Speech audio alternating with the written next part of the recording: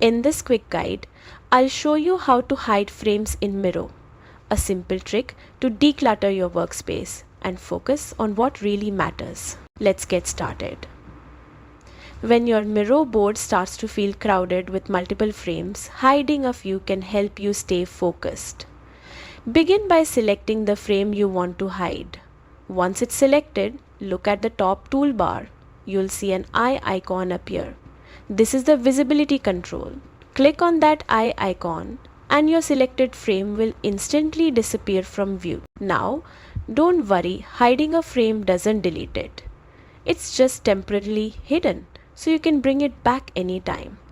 To reveal it again, simply click in the same area or select the frame name from your frames list. When the toolbar reappears, click the icon once more and your frame will return exactly as you left it. This feature is especially useful when working with teammates on large projects. You can hide sections that aren't relevant to the current discussion, keeping meetings clean and focused.